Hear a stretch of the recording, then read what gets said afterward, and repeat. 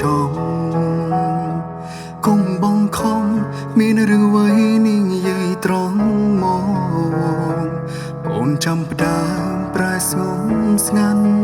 មិនដូចគ្រាកន្លងបងអាចស្មានដឹងថាអូនបំរុងចាងចេញទុំយ៉ាងណាជុំរនោះគឺអូននឹងជ្រឹង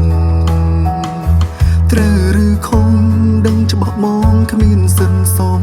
រាញ់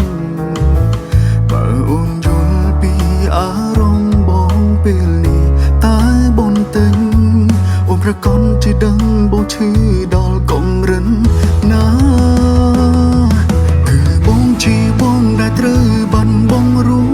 អូនក្រុមអនុសាកន្លងក្បែរបានត្រឹមនេះ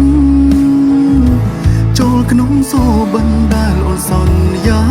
នឹងនៅគុំដបងពេលនេះសេរីភាពអូនកំពុងមានគឺគ្មានរូបបង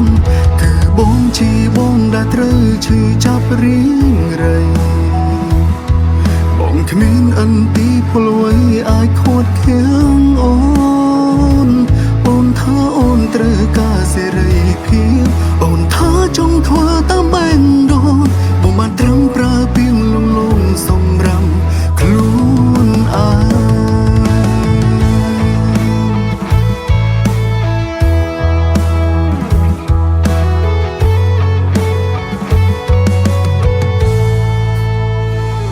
ទុំយ៉ាងណា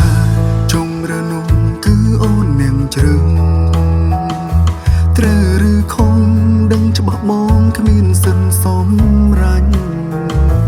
បើអូនយល់ពីអារម្មណ៍បងពេលនេះតែបនទិញ